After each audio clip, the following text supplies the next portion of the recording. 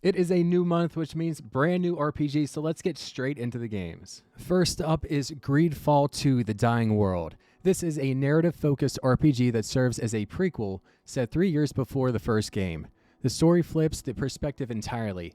Instead of playing as a noble diplomat from the continent, you play as a native of Tir Fredi, abducted and taken to the old world, and you must navigate a land dying from the Malachor plague and political rot to reclaim your freedom. In GreedFall 2, the gameplay has shifted significantly toward an old-school RPG feel, moving away from the third-person action of the original to real-time with a pause, so think similar to like Dragon Age Origins, where combat now emphasizes party management. You can pause the action at any time to issue precise tactical commands to your 3 companions. There are 3 gameplay modes. First is tactical, full manual control over the entire party. Second is focused. AI manages your allies while you focus on your own character. And finally is hybrid, a balanced mix for a smoother, automated feel. Much like the first game, you can resolve most conflicts through stealth or diplomacy skill checks. The game will also feature your very own ship called the Costanzia. It will act as your base of operations where you will interact with your companions, accept branching side quests, and also craft gear. GreedFall 2: The Dying World launches on March 12th. Next up, if you ever wanted Monster Hunter to tell a little more of a story, then you're in luck, and you can check out Monster Hunter Stories 3. Monster Hunter Stories 3: Twisted Reflection.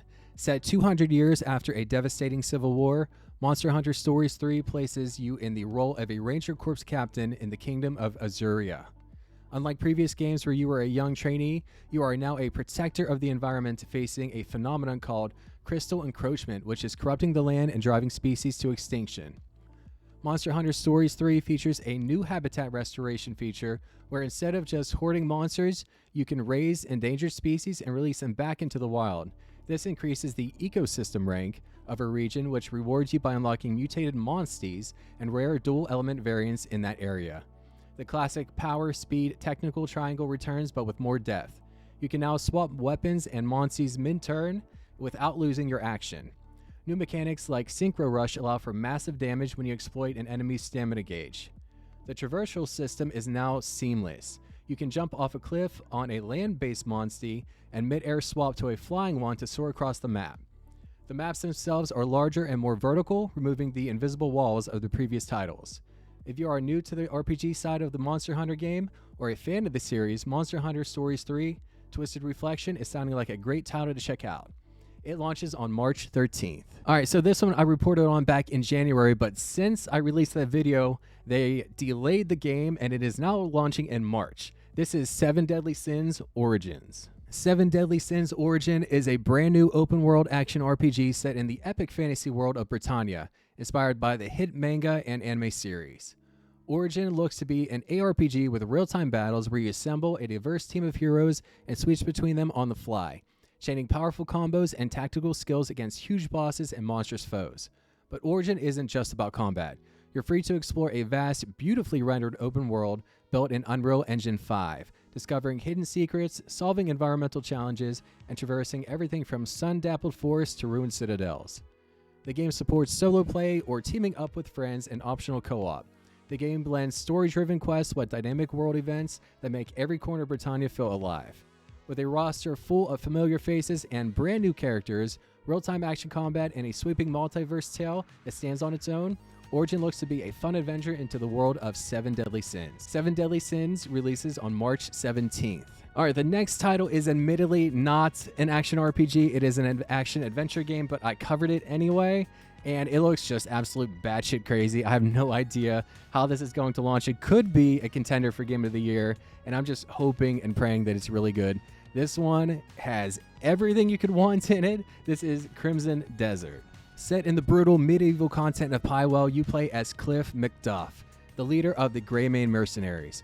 Following a devastating ambush by a rival faction known as the Black Bears, your company is shattered and your friends are scattered. The game follows Cliff's desperate quest for vengeance and his journey to rebuild the Greymanes, all while uncovering a deeper, more ancient threat to the continent. Combat looks incredibly fun and absolutely insane. It looks fast and flashy. It blends traditional swordplay, elemental magic, and archery, and exactly what you would expect from a game like this. But you can also do freaking pro wrestling moves like power bombs, choke slams, German suplexes, RKO, and angle slams, just to name a few. It also looks like you can do just about everything in this game. The world is incredibly interactive. Fire spreads through the grass, water conducts electricity and freezes, and trees and structures break dynamically during fights. You aren't just stuck on foot either. You can ride horses and wolves, glide through the air, and eventually tame and ride a freaking dragon to travel across the seamless map. And if that's not enough for you, and you're like, man, I wish I could do something just a little more boring and chill, then, well, guess what? You can have your very own house, you can decorate it, you can go fishing, you can do some cooking, you can do arm wrestling, and you can even ranch and farm to build up your mercenary hub. Hallelujah! Holy shit! Where's the Tylenol? Crimson Desert launches on March 19th. All right, we got Mega Man on the list. Now, it's not the Mega Man that I want, but at least it's something, and we got a new Mega Man coming. Well, it's in development. We don't know when it's coming, but in the meantime, you can check out Mega Man Star Force Legacy Collection. The M-Wave world is open once again. On March 27th, the Mega Man Star Force Legacy Collection brings all 7 versions of the cult classic DS trilogy to modern consoles. Follow Geo, Stellar, and Omegasis in a surprisingly emotional story about human connection. The combat is faster and more focused than its predecessors, and this collection fixes the original's biggest flaws with a new encounter rate slider and the overpowered Buster Max mode. Whether you're climbing the rakes in online PvP or revisiting the Brother Band system to power up with friends, this is the definitive way to experience the most underrated era of Mega Man. Again, Mega Man Star Force Legacy Collection launches on March 27th. And the last RPG for the month comes to us with a very unique art style, and this game looks pretty cool. Check this one out. This is Aether and Iron. Set in an alternative 1930s, the discovery of a material called ether has catapulted technology forward, allowing New York City to literally tear itself from the ground and float into the sky. You play as Gia, a smuggler navigating the vertical slums and gilded skyscrapers of this floating metropolis. Aether and Iron blends traditional isometric exploration with a very unique take on tactical combat. Most RPGs have you walking through dungeons. Here, your party is your fleet of ether-powered cars. Combat takes place on a grid where positioning, ramming speed, and directional armor matter. You'll also use your garage as your base of operations to recruit new party members, upgrade your car, and plan your next move. Instead of traditional strength or agility, you invest in hustle, smarts, and brass. They govern everything from your success in a high-stakes poker game to your ability to bluff a crooked cop or keep your cool during a high-speed chase. I have to call out the art style as well. It has a sort of like Art Deco visual style that adds perfectly to the time frame of the story. Aether and Iron releases on March 31st. All right, that is it for the RPGs of the month. So tell me, what are you excited for and what are you going to be playing? Personally, I'm going to be elbow deep in the new Warcraft expansion Midnight. I'm going to be playing that a ton, and I am super interested in to see how Crimson Desert launches.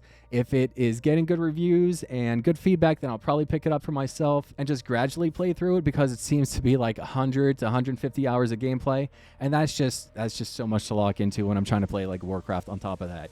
So I'm really hoping it launches to positive feedback, and it has no performance issues or anything like that, because it looks awesome. So I'm really hoping that game is a good time and everybody gets to enjoy that. So again, please let me know what you're going to play, and if you're into RPGs, then maybe consider subscribing to the channel. I'm trying to get to 1,000 subscribers this year, and that would really mean a lot to me. So if you can comment, like, share the video, let the whole thing play in the background while you're doing something if you just want to listen to me talk, or come hang out with me on stream. You don't have to say anything. Whatever you're comfortable with, I greatly appreciate any time you spend with me. So thank you very, very much. It means a lot to me. So until the next video, stream, whatever it is, please take care of yourself. Be kind to yourself and be kind to each other too. That's very important. Be kind to each other. Stay safe, and I will see you again very soon. Thanks so much. I appreciate it.